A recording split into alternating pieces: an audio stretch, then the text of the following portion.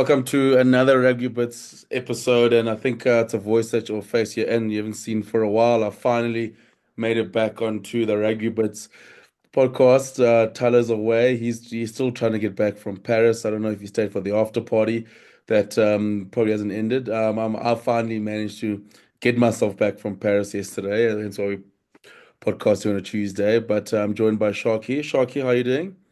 Bonjour, ça va? Yeah, so now, ça va?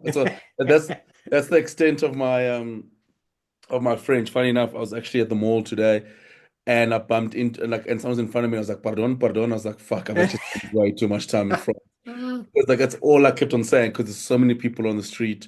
But fuck, bro, what an experience. Paris was Oh, incredible. I mean, first time going. I mean, obviously the city in general, like obviously I'd gone for work with Supersport, working with Canal Plus, so it was quite cool. Just an incredible vibe. Managed to catch a Champions League game on the Tuesday. PSG played Bayern, and then just obviously, I mean, had a shit ton of pastries. Had lemon cake. I mean, in the morning, marble cake as well. Listen, yes. like I don't advocate cake for breakfast, and I'm a big old. I love me a snack at breakfast, but yesterday that was another level. It was like Toulouse sausage as of a breakfast. Every day I had that. That was no, it's proper. Cold meats. I mean, croissants, baguette. But my favorite thing about France is seeing like random people. Like first couple days, I was like, I was just walking around, just breaking bread and just chowing it. And I was like, no, it's a baguette. And I'm like, what? Because like I was like, why would you just walking around and just like in a brown packet, just hoofing down plain bread. And then I got a fresh baguette and I was like, oh my goodness. Like I get all the hype, but France was good. I mean, the stadium, I mean, Stade de France is probably like one of the best stadiums I've been to. I mean, it was sold out on Saturday. It's like 80,000 fans. I think I've never Is watched. it as big as it looks? Yeah, it's big. And it's like a cauldron. I think in South Africa, I mean, I've been, Ellis Park's the biggest stadium. That's probably like what, 70,000, I think. But I think that was probably the biggest crowd I've been involved in. Definitely the loudest. I mean, when the anthem started, like it's just when La Marseillaise started. I mean, South Africa, I must say, shout out to the Springbok fans because we're outnumbered, but we were loud.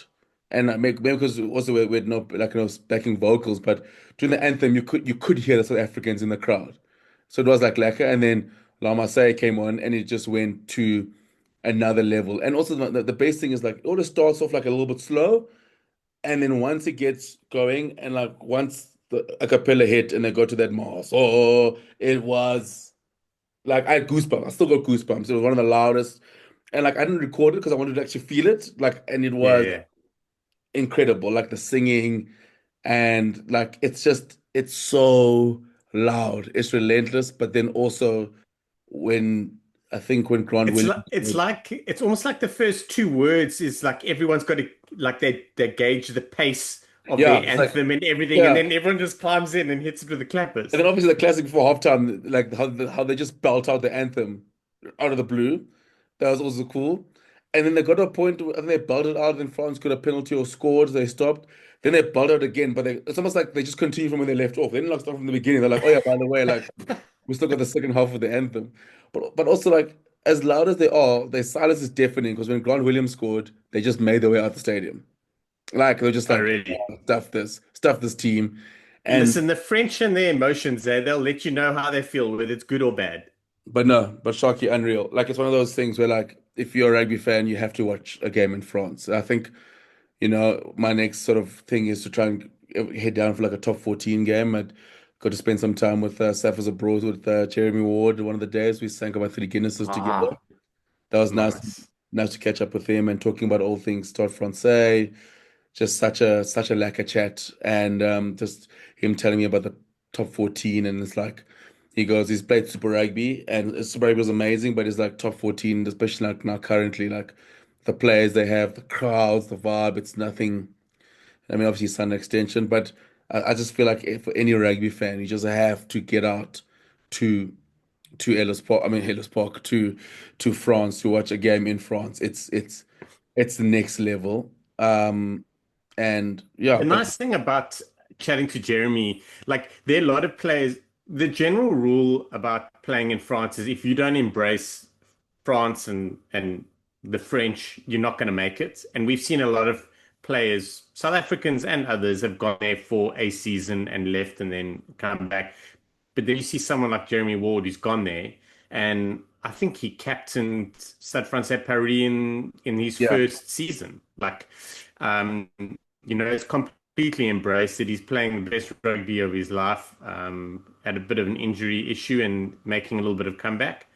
I mean, But also it must have been you amazing must chatting to him and listening to it. you must hear him talk French. I mean, he's part of the culture, and I think was it Wednesday night? Oh, geez, had one of the best nights. It was myself, Matt Pierce, Shimmy, and Guthrie Stien come join us for dinner as well.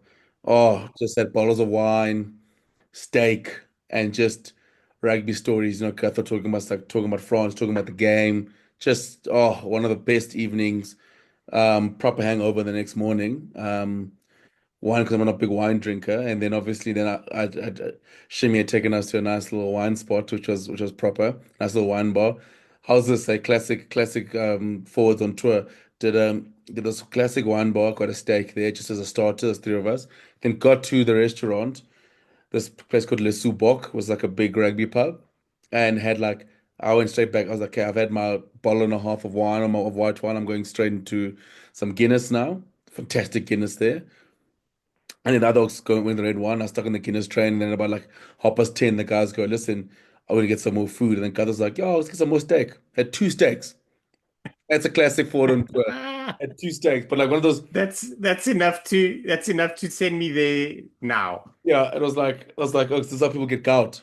And then but like obviously classic pastries that like I was like, oh, it was proper. I mean, Cutthroat sharing stories about his time in France, and it was lekker. Just a great rugby week. But sure, just Lovely. one way to go back.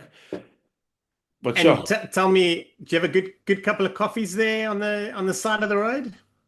I had one place I had coffee. Coffee's just bloody strong there. They don't mess Yeah, around with it's their proper coffees coffee. there. No, it's good. The one place I asked for sugar, he got highly offended. Yeah, yeah. But It's like highly, asking someone for tomato sauce when you've ordered a steak and chips. The chef will come out with his meat cleaver. yeah. That's why like sauce is not a big thing. I try to get like what did I order the one day? Oh yeah, I tried to order like I tried to order like oh, yeah, I had chicken and like chips, and I was like, can I get some hot sauce? She's like hot sauce. I was like what? Oh, the chicken. I was like, no, it's like for the chips. It's like, oh, like got a Portugal's that way, bud. Portugal's that way. no, it's wild. But we got to talk about the reason why I was down there for the rugby, an incredible performance from the Springboks winning 32-17 over France. Halftime score, France was leading 14-13. Sharky, a stat that kind of shocked me, and Schalk Berger and I were talking about on the flight like, when we are flying home at the airport. I think it said we had about 90% possession in the last 16 minutes. Um, just just grab total control of that game. Shocky, I mean, that second half performance was Springboks won 19-3. That is, you know, I think obviously Wellington in terms of performances, second half will rank high, but that's up there against France on the weekend, that second half performance in terms of control. And then I mean the pack was fantastic, and then obviously you get Grant Williams and then Sasha goes and ends again and sort of finishes the job. Probably it would be in our top three best second half performances in our history. It could even be in the top two. It considering the narrative, considering the story around it, like it's not like we were hyped for it and the French weren't and they couldn't really care less. Like it had those vibes about it the whole week. There was talk about it. Perhaps Luku was misquoted or someone's Google Translate wasn't the best when he was like, listen, they took our World Cup away from us.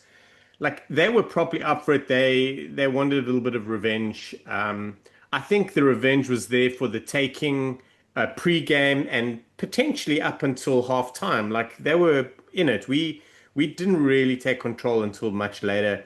Obviously, the red card was there, and I just want to say I do not care where people turn around and are trying to kind of dismiss this victory as something, oh, but the French weren't ready or they haven't played in 6 weeks. Like, I don't give a shit. Any side to of the quality of the Springboks, the French, Ireland, England, New Zealand, it doesn't matter if they haven't played. If you give them a chance with 15, 20 minutes to play, they will find a way to go on and win it. So that's not a factor for me. If it was someone like one of the outside of the top 10 nations, I can understand it. But what we did in that second half and how we broke them mentally and emotionally was something insane. I would say I think that even Rusty and the players in the changing room afterwards were like, "Yo, where did that come from? Like we've been working on this, but we saw it. Just incredible. What we did and how we did it is something that's going to galvanize us together even more, which I think is a bit of a worry for many, many, many teams. But it was huge, and the circumstances around it, with Sia playing his 100th, with it being in Paris against the French side, like there was a lot to it. It was an incredible victory. You know what I love the most, Sharky? It's just, when my first sort of tell, I mean, the first thing that came to my mind when the game ended, I was like, I just don't know how Sa's going to beat the Springbok side at the moment. Like, it's the level of sort of just confidence they have amongst each other and just finding different ways to win. As much as, Grant Williams and sort of Sasha get the praise for the first two finishes in a row. And scored an incredible try as well. Well, I'll get to. Um, Shocky, just the pack performance, the second half, phenomenal. I mean, the lineup, the more was back. I mean, something that we talked about this year. It hasn't fired as well as it used to, even for a while. The more was back. I mean, because there's a stage where I think just before Cron Williams scored, where we got a penalty and the T was they tried to get the T on, and Peter Steph said, no, no, no, we're going back to the corner again. And the more was working, and the more was sort of causing damage. I don't, for some reason, like while there was no team warning at a stage, I was getting frustrated. I'm like, Angus, God, surely there has to be some sort of team warning here.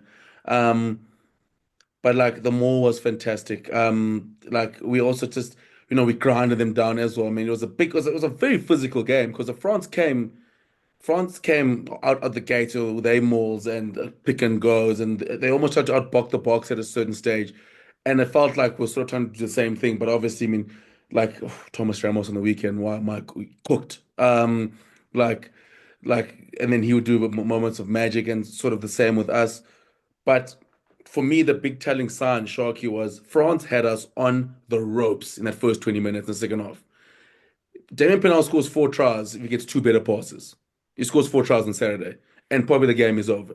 Because France came out of the second half and they were fantastic. I mean, the Bill Barry break and then like two better passes, and France probably get two tries. Then they sort of maybe pull away and then becomes a little bit too low. Because I thought what let them down, France's bench let them down. Their bomb squad did not fire at all. Whereas our bench was fantastic. I mean, Rassi made big calls, Mm. pulling guys out, pulled Eben off early, and Willemse came off. And for me, that was the big difference in having the two benches. But for France, this is the second time now they've had the box on the ropes early on in the second half and not gotten the job done. The same thing happened in the quarterfinal where we were holding on for dear life. And for France, it's a frustrating thing. But for Springbok Shockey, I must say it's a trait we've had for a while where we just don't let it go of the rope. We can be dragged and dragged and dragged and dragged, but we just won't let go of the rope, and then we'll somehow find our way back to our feet. And not only survive, we'll sort of turn the momentum back and be like, it's our turn now to win the tug of war. Yeah. Yeah, the French, the Le Bam squad were not ideal. There were moments in that game you could visibly see that things happened probably not according to their plan or how they really wanted to execute, and it was almost like just those little bits added onto it, and the kind of the light disappeared out their eyes. I think it's important that you mention the Russies' timing and tactical substitutions were. Firstly, he always talks about doing stuff that's best for the team and making the decisions for the team, etc., etc. There's nothing on earth that will reinforce that more than taking Sia off at halftime in his 100th game. You're losing your captain, you're losing him on such a memorable moment, but it was the right thing for the team and what we needed. Like, it's huge. Just tactically massive. Leaving Sasha on. That was interesting because I'm sure we want to see Sasha at 15, and I know that I was always like I think Sasha really needs to dictate what happens in a game a lot. So I was apprehensive about having him now play with a Mani or a Andre. I thought he's best operating at 10. And I was wrong because it actually proved a masterstroke having him play his wild stuff. Like, and I say that in a nice way, like play his natural game, his heads up rugby. But Marnie was there. He had a bit I, of a falter in that first 2 minutes. He missed touch, and I was like, "Oh, geez." And I thought, okay, Moima came in at 10, and then maybe he saved for himself. But again, Rusty, I mean, massive call to go. Okay, cool. Well, he's yeah, gonna go with Moyo to come on. yeah, I think it was a case like Willemse didn't have a great game. He didn't have a poor game. I don't think it would have been detrimental to us if Willemse stayed at 15 and Marnie at 10. I don't think it's a bad thing. Um, but I think it was more a case of Sasha is on. Like he's on, he's confident, he's in form, and he clearly shrugs off any error and anything that goes tits up. Like he manages it himself. The the thing is having those errors when if he was, say, hypothetically at 10 running the show, it would be potentially a different story. But Marnie was there to do things. I thought Marnie had a flipping good game. He provided two line break passes. He was very good, very handy. Maybe one kick was a little bit wayward, but very good. And I think we did really well to balance that. So I thought that was a really good substitution. Obviously, us Andre Esterhazen, that role he played, like that was huge. We've been planning for something like this to happen, perhaps not under these circumstances, but it was basically time for like, listen, Andre, you've played a bit of flank, you've obviously played in the midfield, but now we're going to deploy you like we planned, and you're going to do both. And that's big. Like it's a massive mental shift. Like I struggled to come to terms with it sitting on my couch. So imagine doing it in test rugby. Um, so that was really big. And France have it's almost like we always knew that we broke them in the 2023 World Cup. They had a poor 2024, and their 2025 was the year that they've made a little bit of a comeback. And now we've gone and broken them again. It's going to be difficult for them to come back from this because they were literally a pass away, you would almost say, from winning the game, even though it was early in the second half. Like there was a pass there that gives them points when they're totally on fire, they're totally in control, and then they take a little bit of an extra lead, and then the Springboks are like, okay, we might need to change our game plan, maybe tighten up, take some points. That all matters, and they couldn't pull it off. So yeah, that's a big thing. But incredible, incredible game. I do want to say, I think Gardner had actually a flipping good game. Like everyone freaks out about refs. I thought he was superb. Yeah, I mean, God knows busy. I mean, he does love a chat, but he's always been like that. But we knew this Yeah. beforehand. But yeah, I thought he had a good game as well. I'll get to the red card at the end. Quickly before I get into before we get into individual players, I just want to talk France quickly, Sharky. Here's my takeaway from France. It's very for me with France, the biggest thing now they knew hurdles the Springboks. They've done with the All Blacks now. They used to be the big hurdle. They can. I think they'll beat them. I think they'll beat them tomorrow. And I think they'll beat them. I think they'll beat them on a Tuesday. I think they'll beat like I think they can roll bed and beat the All Blacks now. They've crossed that hurdle. I know the French fans are a bit despondent. I do think they'll be fine. It's again, it's they just have to. One thing that you learn about the Springboks, because France also a massive momentum side. They're very good at, once they got the momentum, the positive, and they get a few tries in, they can easily go two, three, four tries. You blink, go shit, we 25 points.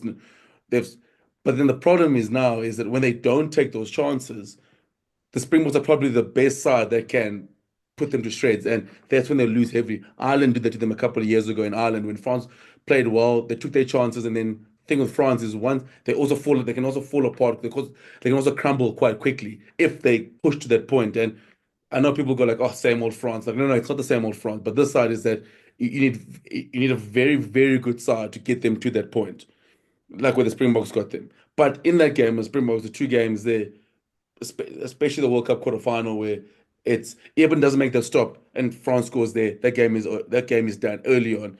Again, it's two bad passes to Peno. They don't score. Open trial. I mean, Peno is about to score. Like open trial and one final pass. They don't make it. They make the error. A knock on again where Miafar was be like, does you hold on there? So it's like it's all those little things. But the Springboks punish them. Maybe in Italy or if they play against maybe in Australia, they can squeeze in one more chance and sort of hold on. So I'm not too panicked. And obviously, you're missing Crow, you're missing DuPont, and you've got more Fana's not there. So I mean, they still got the depth, but so I'm not too panicked about France. But they do need to find. Do you agree with me, Shoki, in saying that? I still think they're the second best side in the world in terms of like if you tell me the World Cup now, who's the Springboks' biggest threat? I still think it's France, and I just think the biggest thing for them is now is that hurling and Springboks is they've got to put the Springboks away when they get a little bit of momentum. At the moment, they're just not doing that. Yeah, you've nailed it because they compound their errors. Like it becomes an issue for them mentally when they're on top and they don't score. You see the heads drop. Like we've seen it with inexperienced sides, where sides are like Scotland, where they're going to get a win against New Zealand for the first time ever on home soil. It feels, well, definitely Murrayfield, but like it matters. And the thing is, France also know the thing that makes it worse is forget about like managing themselves and owning the space and like moving forward. They know that the Springboks are not going to give them that chance again. Like when they make that error, and they turn around and the Springboks are sitting there getting ready to scrum, the Springboks don't have a problem scrumming 5 meters out from their own line. They don't have a problem a penalty deep in their 22 to kick and clear, manage the line out. So that's the thing. Like it's a confidence thing, and it's the kind of thing that you only overcome once you do it. And they have to do it against us. I would go as far as saying they need to do it against us twice, in a row almost, like or a really tight game that matters. So yeah, it's a bit of an issue for them. Um, I do feel they need to evolve a couple of little spaces. They're getting dangerously close to where Ireland are, where they are perhaps a one-trick pony and they're not going to evolve their game. And I'm saying this not by what can be seen, but it's just kind of like what happens, like what are we going to do? Like what's plan B? So they'll need to do it. They've got the players to do it. They've got the the beef to do it, and they've definitely got the brawn. So it's something that they can work on, but it also doesn't help that they are so disjointed in that they play their first choice side twice a year.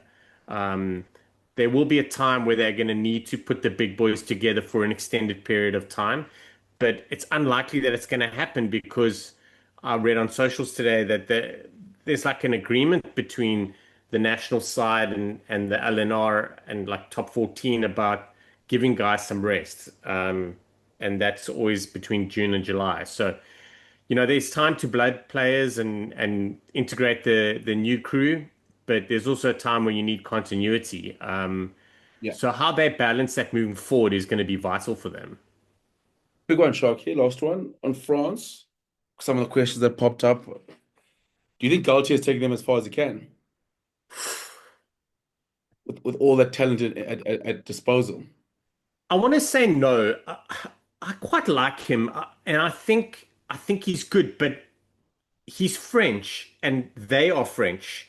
So like they could blow up any second and Yeah. DuPont could take over coaching for the next 8 months and then they go into a World Cup final or something. We've seen this before. So like I don't think Galti has taken them as far as he can take them like someone like perhaps Gregor's taken Scotland, if I may. Like there's that. I believe there's more. It's just more maybe the what's it?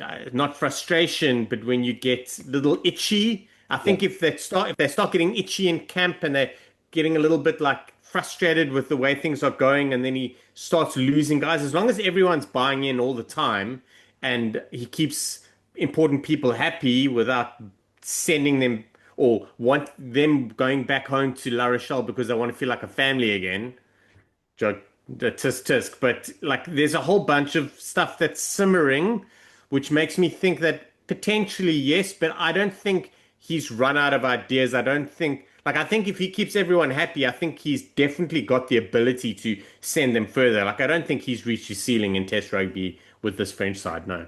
Yeah, and me too. I just think, yeah, I think, yeah, you're right. I think, I mean, he's done everything but beat the Springboks, and unfortunately, that's been his frustrating. And one sort of really bad year in 2024, where they just kind of just all fell apart. Talking players now, and talking Springboks especially, and players of the match. I know Sasha got man of the match on the weekend. My shout out for me, man of the match, and Sharky, you can give some more shout outs, is I thought that was the best test that Jasper has played in green and gold.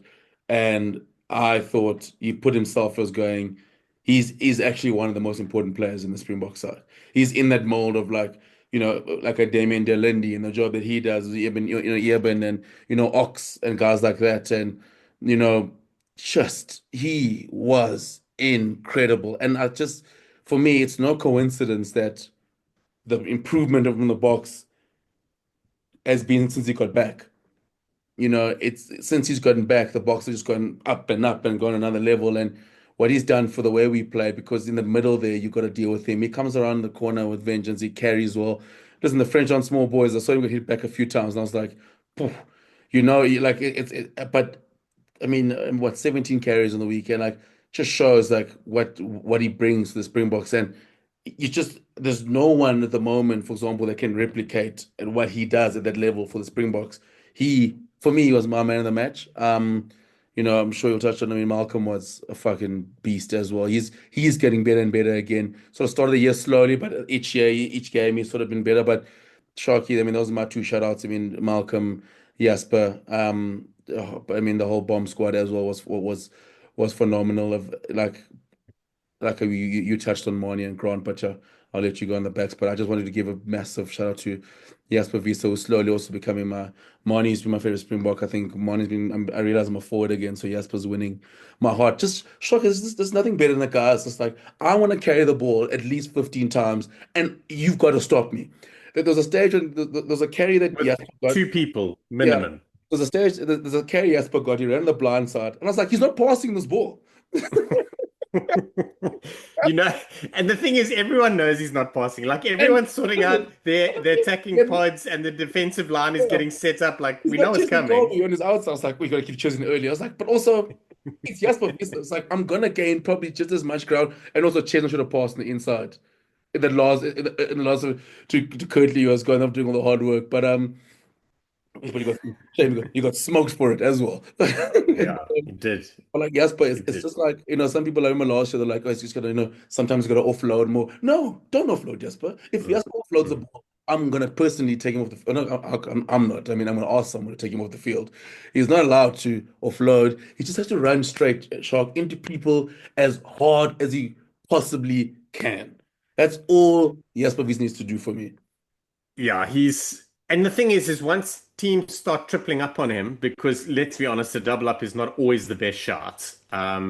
He'll bring in an offload game, or they would have worked in an offload game. Like that's kind of the space we're in, where guys start evolving.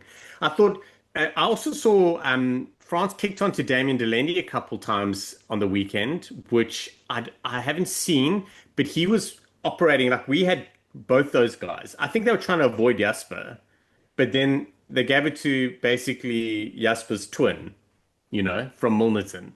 And yeah, it was huge. All of those haters for Jasper Wiese have very much quietened down. That is the key thing for me. Like they're often like a player that you don't particularly like, he might have a good game, and then you can see another player having that style of game, another option, or perhaps your favorite. Can't really see that right now with anyone. So, like Evan Roos is definitely quite a different player. I think Chucky's probably the best Mm, that we're going to look at, and I hope we do get to look at him. But Visa has changed what we do and how we do it in that we get to be ourselves. It's the same as that conversation around the loose trio, about balancing it out, about letting players play their strength positions. And he's pulling two guys every time, and it's almost like whenever he makes it like contact, like his power goes up. You know that little power bar in the corner, like it elevates up a little bit.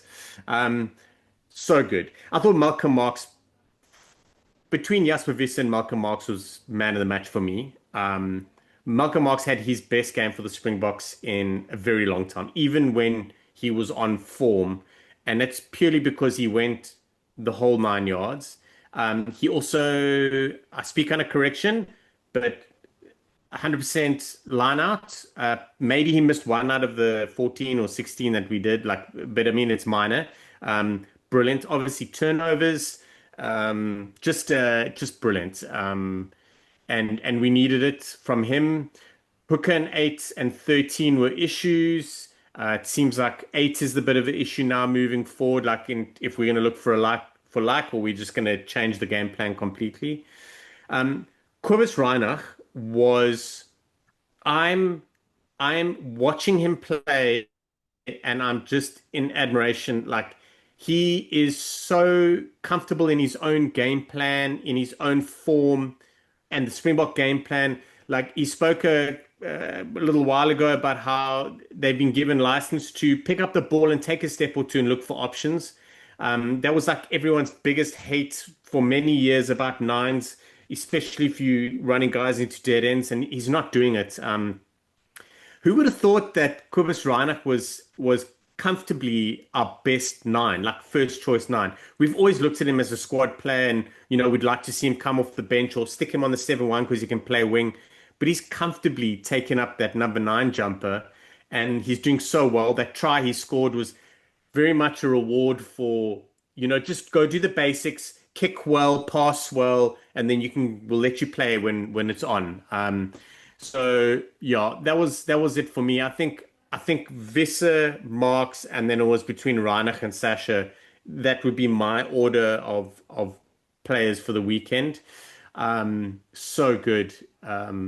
And a couple other guys like just really, pushed on, did something. I thought we talked about subs earlier. I thought taking off Bonfenter before half time it turns out to be a masterstroke because of what we saw happen. But I don't think anyone really looked at him in that game and said, this guy needs to go. Like, so it yeah. was so interesting. I would love to find out more about that. And I doubt we will for a while.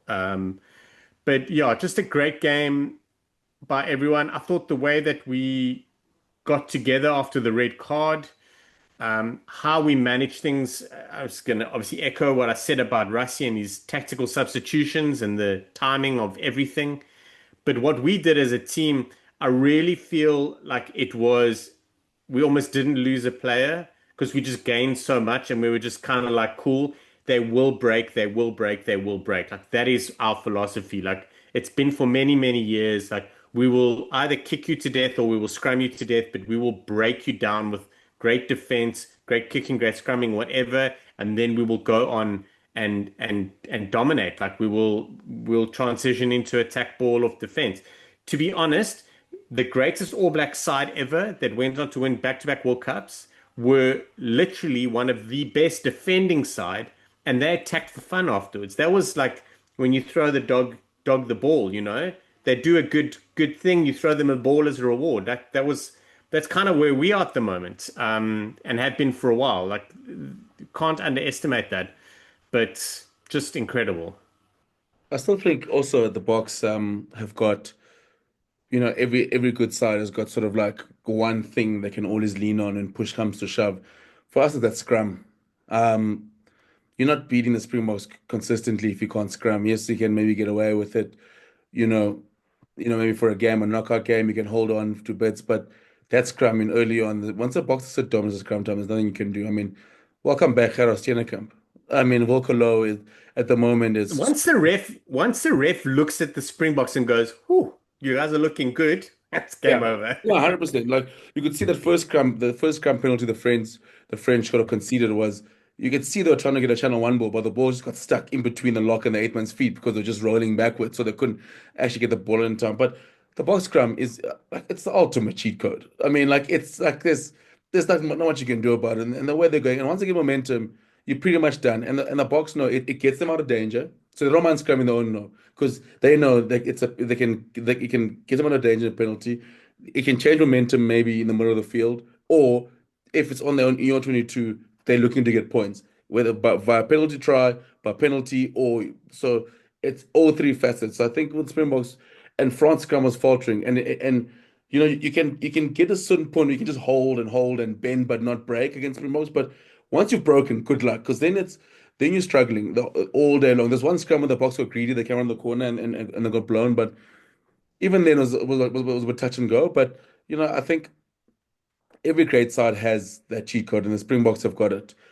We got Thala here. With Thala, we don't know. I actually managed to see Thala in the morning of the game for he had coffee out of beer. And he's on a train somewhere. Thala, in which part of Europe are you at now? That's the first concern. Can you guys hear me? Yeah, we got you. yeah, Yeah, I feel like I'm in San Diego, basically just traveling all around Europe right now. I'm leaving Brussels and on my way back to Germany. So yeah, just been a fantastic weekend of obviously going to Paris. Paris is just I don't know how your experience was, Kooks, but yeah, it's genuinely for me like my favorite city I've ever been to. Just everything was just perfect. I think French people are very like nice and welcoming and accommodating. Obviously, the pastries were fantastic as well. But yeah, now we're heading back into Brussels as well. But yeah, like the game was also just great. So obviously you guys have been talking about it. So hopefully I can add one my 2 cents from. I don't think I had as good of seats as Coates had, but I think I had decent seats to see what was going on. Thala, we're talking about now. What's your big picture takeaway from the Springboks and that performance on Saturday? It's a privilege to watch this team. I think it is genuinely, it has genuinely become like it's stamped itself as a historical team, one of the best teams that I think we've ever seen in rugby. Just the way that they just squeeze and squeeze and squeeze, and then like you guys were talking about, so the dams burst at some stage, and then they can just hide on some points, like we saw against New Zealand as well. Like that's just the hallmark of this team. Like you just have zero let up with the Springboks, and you have so little opportunities to take if you want to actually, get a win against them. And I think France was saying, like, look, we had opportunities the first half, we had opportunities that first 20 minutes of the second half. We didn't take them. They took them. They were brutally efficient in the last quarter, and that's why they won. And that's the thing with the Springboks. You can't just kill the Springboks. You have to chop the head off and bury it deep under the sand. And yeah, until teams learn how to do that consistently, they're not going to beat them, unfortunately. Like, I mean, there's a lot of context there's a big part of me that thinks I don't think France has too much to worry about, apart from, as you talked about now, like they need to find solutions with the scrum. They need to find, I think, just teams in general just need to find a way to not concede more than like three scrum penalties. Like that's now like the standard. Like you'll take three. Like if it's more than that, that's obviously a problem. And then they just need to really work on like the kicking and the aerial game. But I don't think they're too far off. But the Springboks, even if they weren't necessarily performing at like 10 out of 10 for the whole game, if they can just absorb pressure and just make sure you don't take your chances. If they're in within 10 points in the second half, that's enough for them. You need to almost build like a 20 odd point lead if you want to have a win against them, which is why that's first 20 minutes of the second half when France didn't score once, and I think they needed to score at least 10 points. They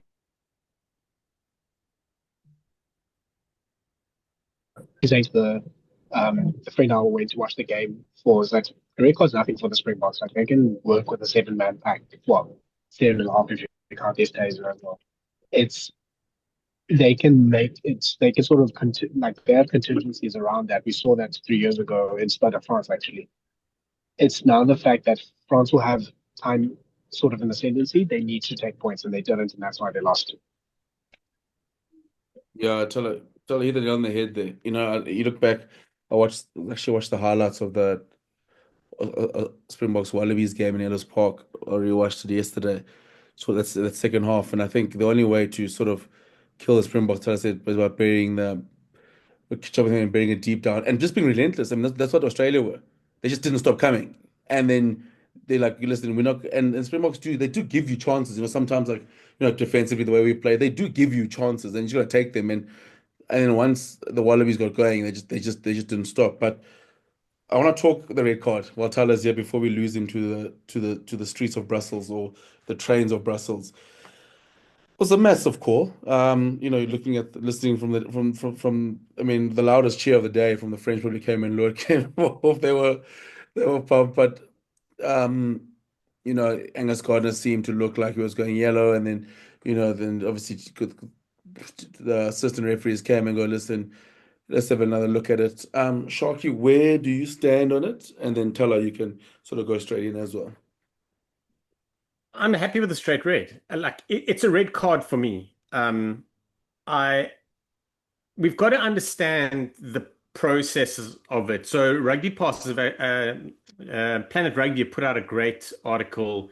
If you go look on their socials, you'll find it. It's about an adjustment in this law, like some small wording.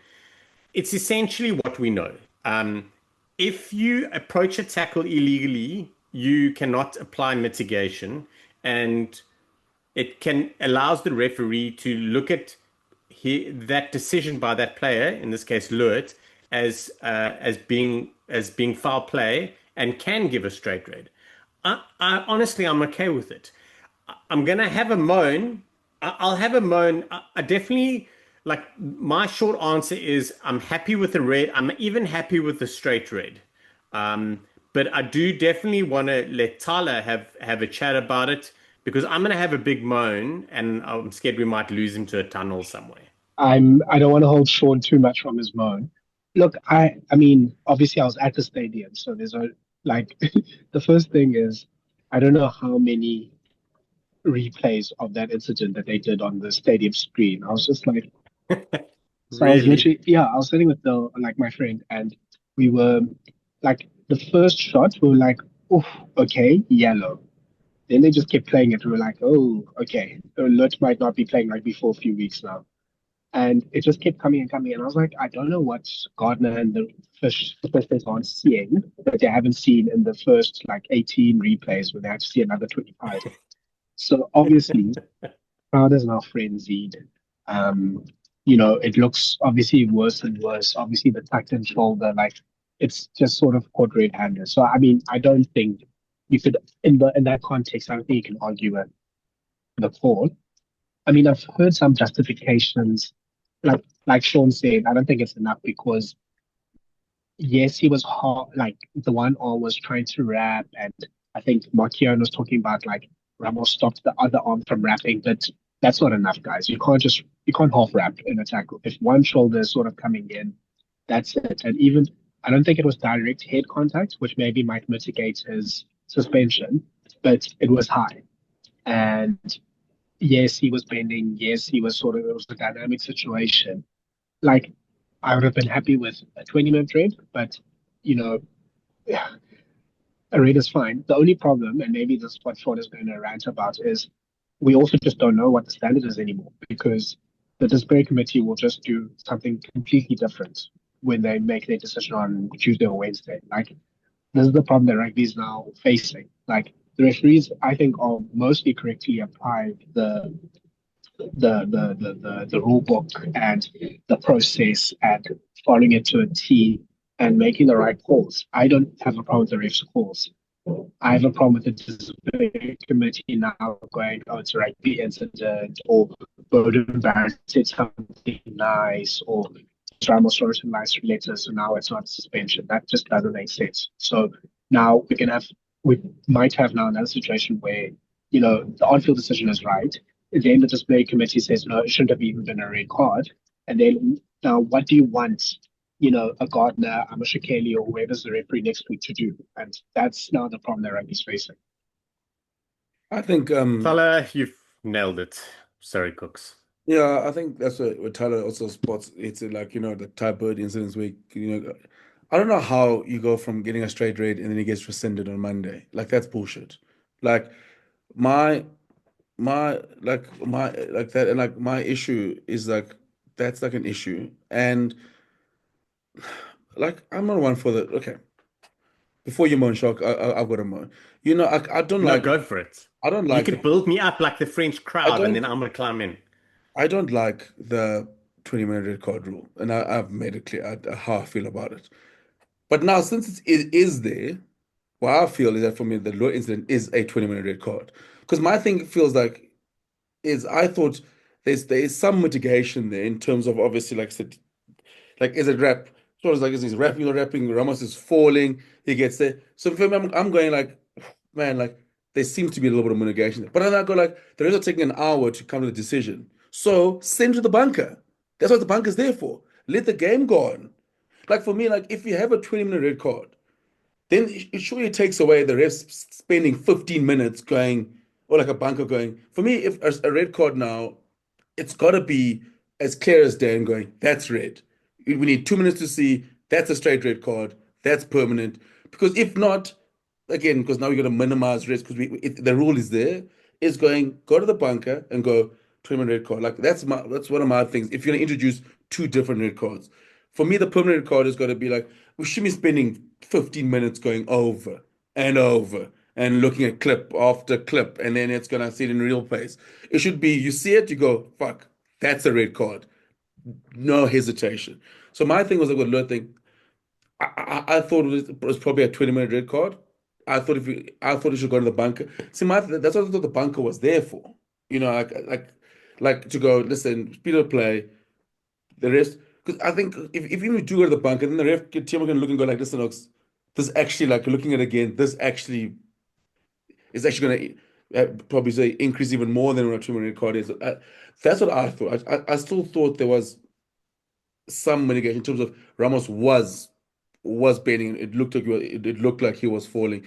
That's from my understanding what the bunker law is. But then again, like it's what's going to frustrate me is then if, say for example, like if Luke goes from that and then it gets rescinded on Monday, which possibly can happen. I don't think Thomas Ramos is going to go make a speech for him because I mean they lost. So like I mean Because that's he doesn't speak English so well, so it won't even come across yeah. nicely. So like that's my frustration with these things. Like I just feel like if there's a gray area or like if there's a moment like refs go like if there's like you feel like oh I see this like I see this then for me it just can't be a record like it can't be a permanent like for me a permanent record it's got to be clear cut and going boom this is red this is guys upright shoulder the head I'm like bro you just got to get out of here but I'm like guys if you need to look at 12 replays then send him to the bunker because then you're not sure like if like or like you're not 100% sure you look again then send him to the bunker and it's probably a 20-minute red card since we're gonna play 34 red cards like so like that's just my take. Tell him.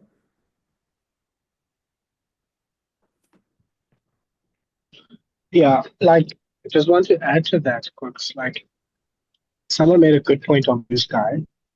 How is it that the bunker, which actually has the time to actually look at things, look at multiple angles, come to a considered decision in 10 minutes, how do they not have the power to give a full record? Like it actually doesn't make logical sense in that context as well. Because I guess the reason why Gardner was like, okay, I need to take my time on this is she knows that the bunker can't give the red card itself. So he has to be the sort of the final arbiter for a red card. And I think I hear what you're saying, Coach. I think you're right, actually, that it red card should be relatively obvious. But then if then that's not the case, at least give the bunker the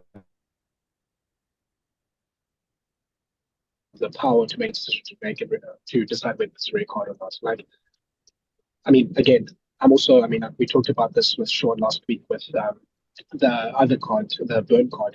And look, I'm not a fan of the 20-minute red card, but I don't even know if we're using it right at this moment. And that's actually quite frustrating. Okay, Shoki, Okay, you ready? you can unleash now. Okay. This bullshit of people trying to get a still of him rapping freaks me out. Like, how are you trying to justify that Loet de Jager is rapping with the arm and shoulder that is not even in play? So that is an absolute no-no for me. The minute someone starts talking, oh, but he was rapping, then I'm like, but you're actually trying to make excuses. So my biggest thing with South African fans at the moment, and a lot of fans would do this, it's not just South Africans, but everyone is trying to go, oh, but look what Burn did last week. This must be rescinded. As opposed to flipping hell, Look, that is a red card, but Burn should absolutely have been suspended for his red card. Because this whole thing of Bowden Barrett has gone to go chat to them and say, listen, guys, it really wasn't that bad. I wasn't even expecting the ball. That's the whole point of rugby, is to try and pull the wool over your opposition's eyes so you can go and manufacture a gap. So this whole, like, I didn't know it was coming, I wasn't ready, bullshit does not fly with me. Anyway, back to the point at hand. That is a red card. I agree with you, Thala. A bunker not being able to give a full red is a problem and very likely caused this issue. Secondly, Kooks, you are bang on. The minute you are having multiple looks at something, it's not clear. Like just the same as a try. Like, is there doubt? Yes, there is doubt because I've looked at it 84 times. The problem is the processes leading to those decisions is probably one of the reasons why they needed to have multiple looks because Gardner's like, shit, I'm actually going to have to make a big call here. And he really tried hard not to give that red card. And you can visibly see him then defaulting back into what the muscle memory, what has been trained into the referees, what is the process, this, therefore it's a red. It's a red card for me. I must be honest, I'm really keen to see, I'll watch it again, Thala, where you mentioned that it might not have been direct contact to the head. Like, if a finger got in the way, I'm still happy that he's red carded. Like, that doesn't fly. But the problem is if he literally, instead of doing that, if he had done that, it's a whole different conversation. Like, it's probably a yellow card. That's the irony of this whole thing is if he'd literally wrapped the tackle arm, even got it up instead of facing backwards or tucked or whatever, that could have been a yellow card because there was so much mitigation. And I just feel that fans, it's like driving in South Africa. Like when you hoot at someone because they've cut you off, they've done something stupid, their immediate reaction is to give you the bird.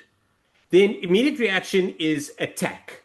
I'm going to be defensive. I'm going to attack you. You are wrong. I'm going to shout louder than you because I'm going to show you that I'm going to be louder than you. As opposed to, listen, I really kind of stuffed up there. I was wrong, or I'm sorry I didn't see you. I apologize. That would change everything. And South African fans are like being overly aggressive about this. And we're like, oh, but look at that. Oh, look at that. Oh, look at that. Like, forget about the looking at everything. Look at the actual facts of what had happened. The one thing about rugby is the chance of getting two incidents that are identical, that we can literally look at them and go, this happened in this and this, and they're exactly the same, is so slim. Rugby's just not designed that way. Like just the way that we make contact and what we do, it's really hard to find the same stuff. But this is one of the most clear-cut red cards I've seen in a long time, and he will get banned, and we need to accept it. Like, and we need to be like, listen, he's stuffed up there. But World Rugby have done some absolute ludicrous stuff. The URC or under the Six Nations have also done some really shitty stuff, like very random, and we're not getting the full outcome. Like, it's at times like these that we need clarity, and just give us the full freaking report. Give us everything. Give us 28 pages of it in a PDF, and let everyone look through and scrutinize so we can look at it and go, ah, now we know what's going on. But Kooks, the biggest problem for me is what referees do moving forward, because they are continuously undermined.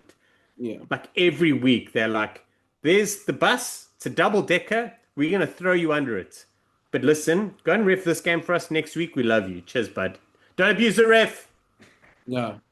I agree with you. Unfortunately for Luat, there's actual evidence now, so we'll see him in about 64 weeks. Stop it. Um, yeah, sorry, Luat, the actual video. But also quickly before we sort of talk about the other games, I will this time, Shocky, make sure I'm available for a preview pod. I'm back in the game now, but here's my thing. What I find weird is bunker, right? Like this, and this is going to the Bill Borey yellow card.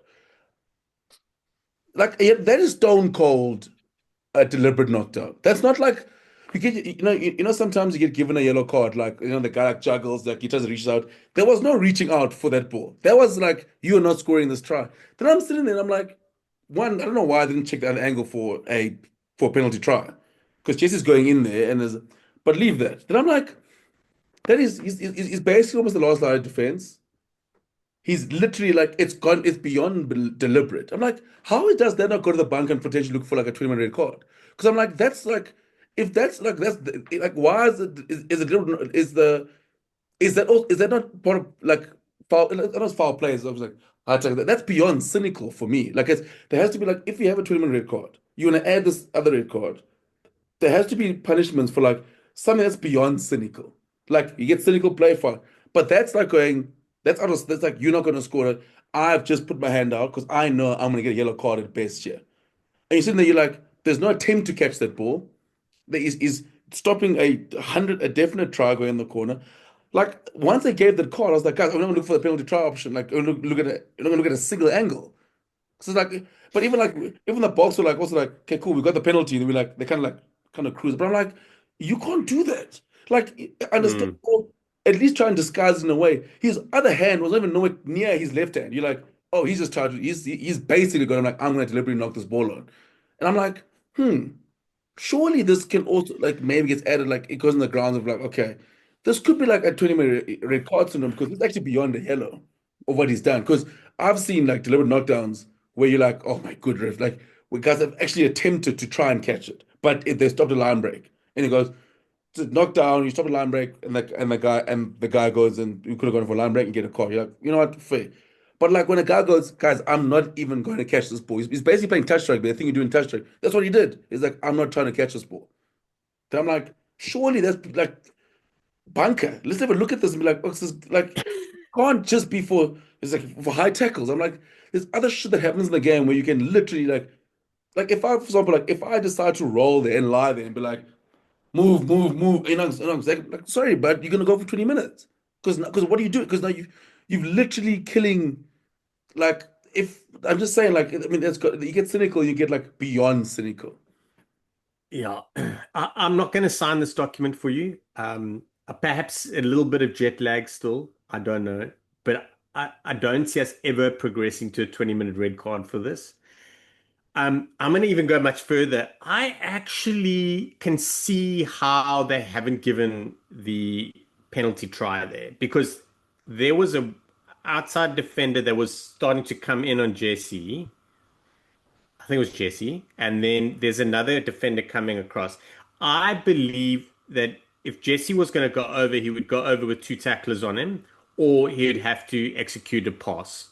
And I think that is probably where the doubt came. Like, I don't think he was clearly, but you could argue it the other way that we would have scored. It would have been a 2-on-1. I mean, So, like but I do think sometimes there it was was a like little bit of something there. I don't think it was a clear, easy penalty try. I think there was a was little clear bit. cut with the knock on.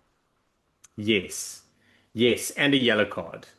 Do you know what? Easy Like as. there was like factor in like players as well, like just Jesse Krill and Chisholm Colby. It's like if it was the Dragons in this situation, I mean, play on because they weren't gonna catch it anyway. Play on, just play on. They'll probably knocked it in the corner and wasted our time. Sold over the Dragon. Yeah. I'm back to my Yeah. Dragon. I'm done with those Yes, guys. I see. It's because of the Welsh this weekend. Yeah, yeah, Dragons dressed up in different colors. I know, but it was nice to see. But yeah, it was good. Just a quick one. Which of the players in the French side stood out for you? Because I'm not going to answer this because I don't really have anyone. Thala, please jump in. Sorry, before I hijack the podcast. No, I mean, I thought we are also doing like last few thoughts, but Sean, if there's stuff you want to say before that, please go ahead. No, no, no. Go last thoughts. I was just had a brain fart, so I was going with it, man. Okay, very quick last thoughts. Number one, Sasha getting player of the match is pretty privileged. I don't understand how he got man of the match there. Like, he missed 8 points from the tee. A lot of his kicking, at least in the first like 15 minutes, was a little bit too far. Like it wasn't hitting the mark. Like I think he only really played well when he became fullback, actually, and then obviously scored the try. Like I get it, he's our industry plant. I love him, obviously, but that was the most we give it to the back because all the forwards were fantastic man of the match I've seen. So I am fighting for Malcolm Marx, I'm fighting for Peter Steptoe, I'm fighting for Jasper Wiese, who definitely deserve that more than Sasha. Number two, um, Springboks 22 efficiency was ridiculous. 5.2 points per 22-meter entries, just absolutely insane. Like Beautiful. France got 1.5 points, and obviously that's the difference in the game. And I think for France, obviously, I think that's one thing Gautier said is the bench, their bomb squad just didn't really set off, basically. Like, just didn't get the impact that they thought they would. They thought maybe with Grols and Albieri coming in later, they could at least mitigate the scrum, which obviously didn't happen. Tafe Fanua, like, he was fine, but maybe not giving the impact that he wanted to as they make an announcement here. Um, yeah, then, or maybe let me just stop here until there's what else was the done. I was really excited to hear what the announcement was going, where Thala was going. Ah, they're still talking if he's not talking. Yeah, they're still talking. They're still giving him an an He's announcement. Google translating hard now, though. He's like holding it up to the speaker to find out what's cracking. Yeah, he doesn't get lost. But Sharky, I mean, we'll talk Italy on hopefully Thursday or Friday in our preview pod on box Italy after we get the side. I just want to quickly touch on some of the other results. We had All Blacks beating Scotland 25-17, All Blacks up 17-0, and then sort of allowing Scotland Tell us like they're giving announcements in four languages. languages. He's fighting the good fight. And then sort of had Scotland came back in that game, and then did Scotland had chances not taking it. Your take on the two sides? Scotland, this was their chance. I really feel like we can. So Damien McKenzie was incredible. That try he scored. There were three moments in that game that really mattered. One was Damien McKenzie kicking a 50-22. Two was Damien McKenzie basically bitch slapping Blair Kinghorn and then scoring a wonder try. And then the penalty he took to really seal the deal. So those were huge. For me, to have Blair Kinghorn and Darcy Graham have such bad games on a day like this is supremely unlucky. Kinghorn didn't have a great game. He twice had opportunity to pass to Carl Steyn and would have been a walk-in, or it would have been one to Steyn, one to Graham. I don't know. Darcy Graham going for the extra role cost them a better chance of scoring. Whether they would have scored or not, a different story. And then getting Caleb Clark with that brilliant tackle in the backfield, he was done. So I was a bit worried about, like, a bit concerned about that. Like, two of your big name players just really didn't have good games, and that's super unfortunate. Like, honestly, it can't be about preparation. It can't be about anything. For them both not to work is just something that's unfortunate. Jack Dempsey, my word, what a player! Like, I'm not the right guy to speak about Jack Dempsey because I'm like a massive fan. But my two favorite players, Carl Steyn and Jack Dempsey, were the two players for me that were ridiculous on Saturday. I thought dropping Duan was a big shot. I can totally understand it. I thought Carl Steyn was pretty handy, but Jack Dempsey was ridiculous, like absolutely ridiculous. And yeah, what happened is Scotland didn't convert when they should have and pressurize when they should have, and then you leave aside like the All Blacks in, and you give them an opportunity and give a player like Damien McKenzie the opportunity to go and win it, and he goes and does that is wild. But the All Blacks were definitely there for the taking. And I was explaining to my daughter today about the the greatest home test records in the world and how an opposition team holds number 4 on that ranking, and it's currently the greatest winning streak at a single ground in Test rugby. It's wild. Yeah, it is. It is absolutely nuts. I think my biggest takeaway, one, All Blacks, I think Dave McKenzie is a 23. I think that's something, I think off the bench, I think it just gives them that little spark. And obviously next weekend, I just got to give Ruben Love a chance. And I'll actually have Ruben Love at 15, Bode at 10, Jordan on the wing, and then I you quite like Love, actually. then you sort of have Mackenzie as Quite your interested to see. yeah, as cover. I think going forward, I mean, especially when Moanga gets back, you sort of still have that sort of Love Mackenzie 23. Thala, Are you not going to slot Bowden at 15? no. So Bowden's going to bench 10 or rotate with Manga. I mean, you could have Bowden 15 next year. I don't know. I don't know. Bowden's also like 39. But he was good in the weekend as well. Um, Bowden starts every game that he's fit, in my opinion. yeah. No, you I know, have to. I don't know. Like, I mean, obviously Moanga gets back. I think Moanga for me comes straight back in. Yeah. Still have Bowden at 15. Yeah, I mean that's and then I think Mackenzie sort of had him as player 23. But Thala, to come to you, this is my Scottish point. I said to you when I had coffee with Thala, and I said, this is the best chance that Scotland has to beat the All Blacks, and it's exactly why they won't beat the All Blacks. Am I surprised Thala they got back in the game 17-0 and lost? No, because this is Scotland. That it is. I've seen this movie multiple times, and nothing shocks me anymore. Like when they came back in the game, they're like, "Oh, Scotland's back. They're gonna win." I'm like, "They're not gonna win it. I know these guys real life, Thala. I know they're real life." Darcy Graham messed up a try scoring opportunity against the big team. Wow, I'm so surprised. Oh my gosh. Like that will never happen. Oh my word. Yeah, let's blame Against Duan. against Blame against Tonga in the States, he scores that. Oh, of course. He scores that 6 times. But yeah, I'm so done. Like with Scotland, I don't have energy to even go on about this, but dropping Duan just doesn't make sense to me. Not because yes, okay, yes, I love him, obviously, but it's just also he at least has shown against France, against England, like he does something. What the hell does Gosling do when it's a big team, when it's not, Wales and the USA and Chile and that sort of stuff? Like Duan would have got obliterated on defense on Saturday. at least he will do something in attack. Like what does Dossie sort of contribute? I love Cal Steyn. I think he's a really good rugby player and probably someone you want to play the game like this. But yeah, you know what?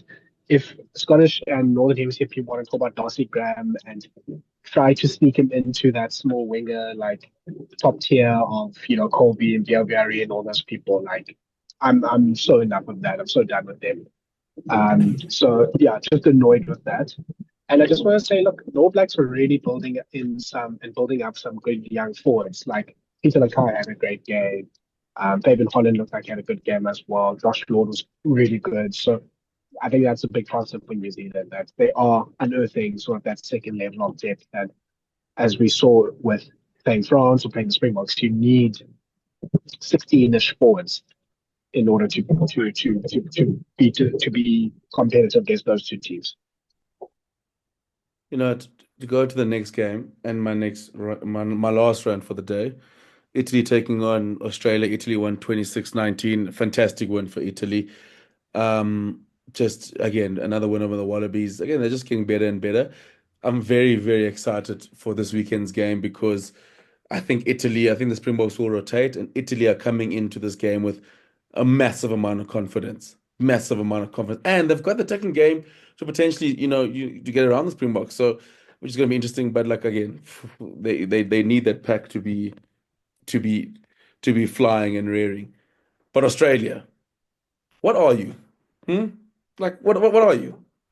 Are you like I don't get it. Like are you a skeleton and Rob Valentini or bust? Because the same side that beat the Springboks and should have been them in Cape Town. Where is that Shocky? Where's that team?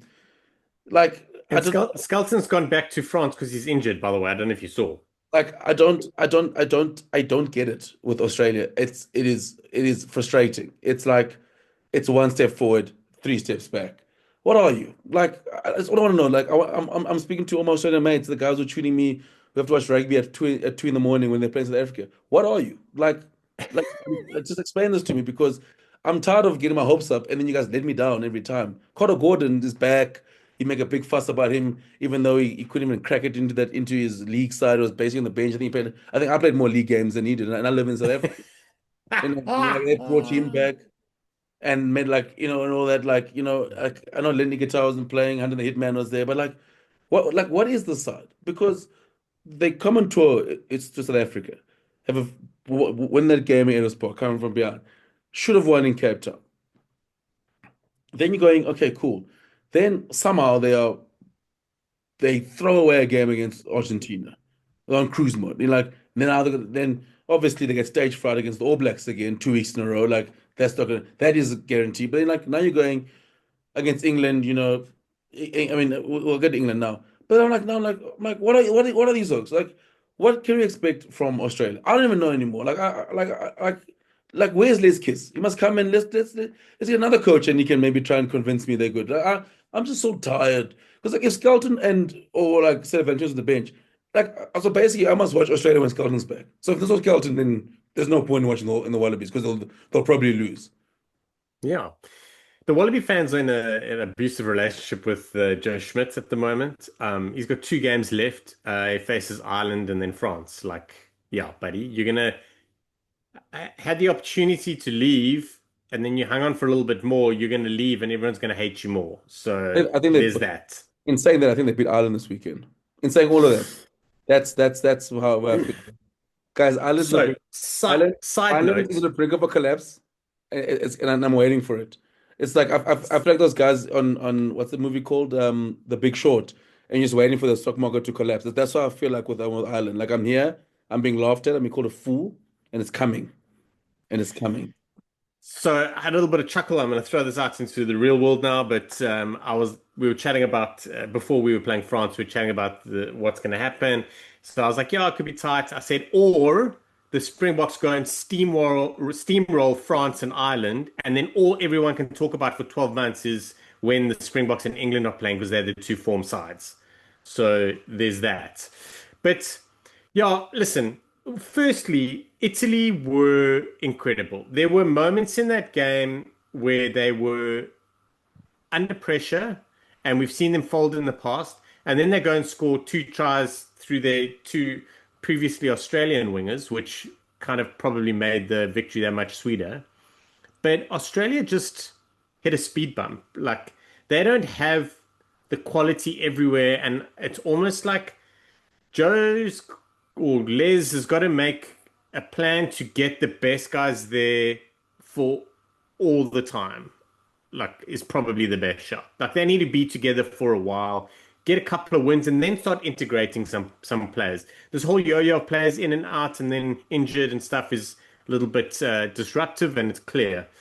It's Italy's second win in a row against Australia, right? Yeah, I know it's their second win, but it's their second on the trot. on the That trot. is wild. Like, that's ridiculous. So, yeah, Italy are they're beautiful, beautiful to watch. I love their vibes. It's unfortunately the fact that they dominated Australia is going to kind of overshadow how well Italy played. But yeah, Australia in trouble. I don't see them beating Ireland this weekend, but holy shit, that would be something. I'm here for it. And Thala, England won 38-18. It's a very simple question with England. Are they good? Is this like, are they officially turning a corner? Yeah, and this weekend is going to be big. I think Whew. New Zealand and England, this is kind of their like one moves up, one moves down because, you know, this whole like England has I think it's what, 9 match winning streak. I don't think it's unearned. Sometimes England will talk about having a winning streak and they've only beaten like Chile and, you know, the Faroe Islands and those sort of It's like countries. that. But, It's like that. they That beat Scotland, Australia. the Scotland winning streak in the July Test series. They're like, yeah, we unbeaten in July. I was like, shut up! You beat the USA and Chile and Colombia.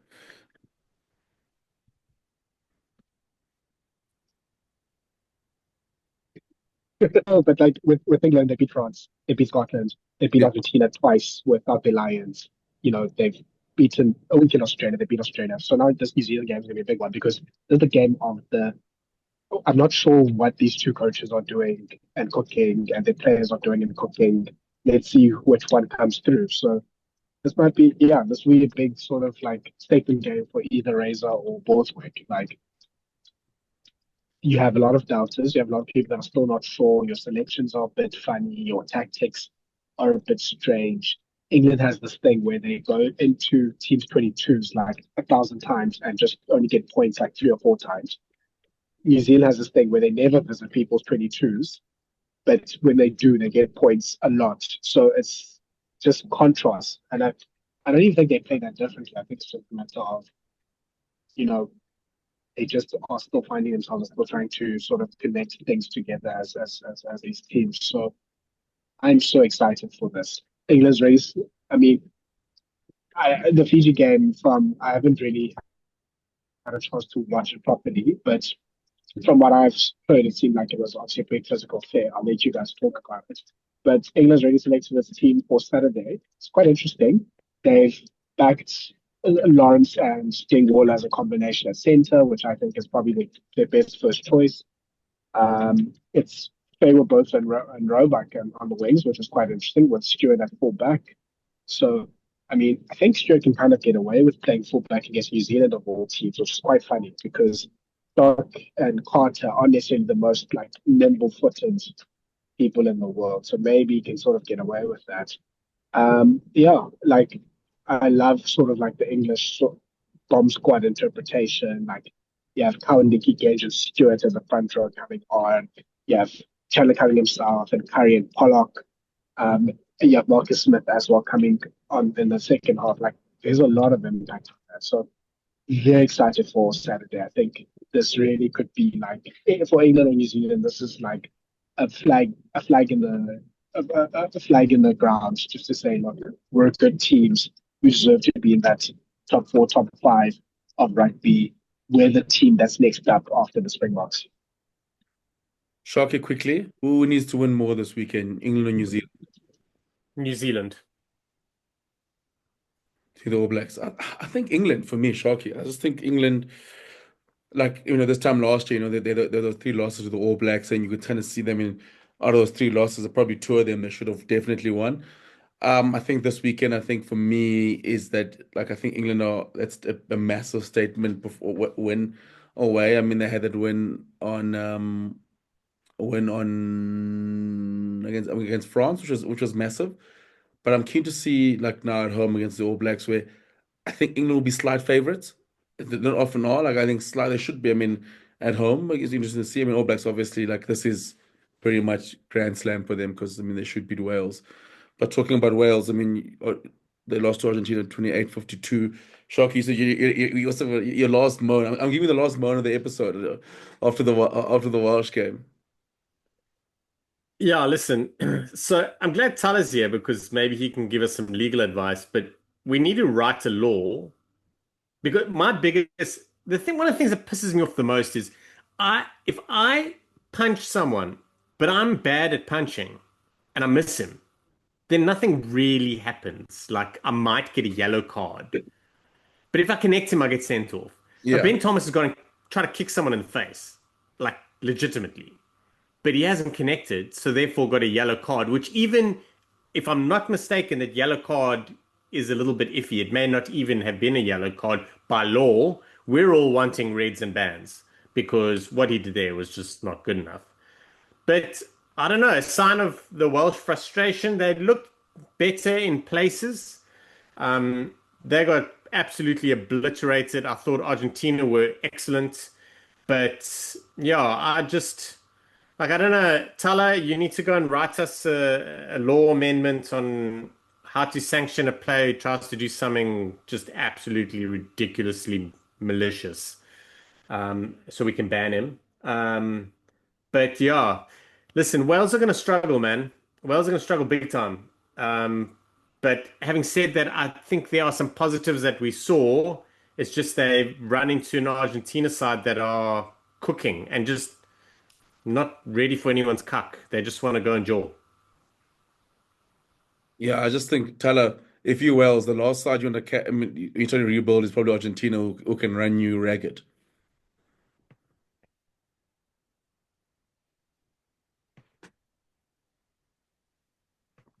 Can you hear me, Thala? I think Thala's in Brussels already. He's translating. Sorry. Oh, hi. No, I lost a bit of it, so maybe I'll sort of just go from what I've heard. But I think with Wales at the moment, it's obviously just desperate times. I mean, they've lost Jack Morgan also now to injuries, so I have no idea what they do now in the next few weeks, facing South Africa and New Zealand. Like this match against Japan this weekend is an absolute must win. It seems like it's sort of green shoots here and there. Look on the Argentina side, I mean, I don't know how much credit we can give them for beating Wales, honestly. Like, they're better than that now. Like, it's a nice win, move on. We need to see you do these things against better teams. And, Los Pumas has kind of earned that respect of, you know, you've beaten on sort of Wales. That's that's fine. It's now you having to prove this against Scotland. So I think this weekend's games actually for both sides, Wales against Japan, Scotland against Argentina, they're massive games because it's I guess for Scotland and Argentina it's another prove it game. Like who's at the head of that second tier? Like England's now seems like they're applying to join the first tier. So between Scotland, Australia, Argentina, maybe Fiji and Italy, one of you guys needs to be sort of the next man up. So that Scotland Argentina game I think is a big game to be like, okay, we are the next best team. We are the sixth best team in the world. And then for Wales and Japan, that's pretty much a World Cup all decider because I think the winner basically is in that second pool of teams, and the loser will be in that third pool. And I think for for the sake of spice, Wales losing would be great because now you have Wales maybe in a group with like England and Australia or something like that. Something crazy could happen. Maybe then by that time Wales is good again. Or you can have a situation where it's not Japan being in those sort of spicy groups. So yeah, lots to look forward to on for the weekend. Yeah, I think there's plenty to look forward to. And another fantastic weekend of rugby in the Quilter Nations series to wrap it up. Next weekend is going to be fantastic as well. There's some brilliant fixtures. Got Italy kicking off against the Springboks, then straight into New Zealand taking on England, Wales versus Japan, Ireland versus Australia, France versus Fiji, and then on Sunday Scotland versus Argentina. It's probably the best weekend of this of the whole series. Yes, Tyler? Just quick shout out to Belgium. Actually, since I'm actually still in this country, they beat Namibia in their World Cup qualifiers, so they give themselves a very good chance of qualifying for the big dance if they are able to beat Samoa. Oh, shout out, shout out, shout, shout, shout Namibia out. on the brink of not making a World Cup for the first time since 1995, which is absolutely insane. No, don't say that. Uh, so we'll see how Belgium goes against Samoa in 2 weeks' time. But like literally, we're sitting like next to a few families, and these parents are like pointing at us with our Springbok jerseys, saying, "Do them."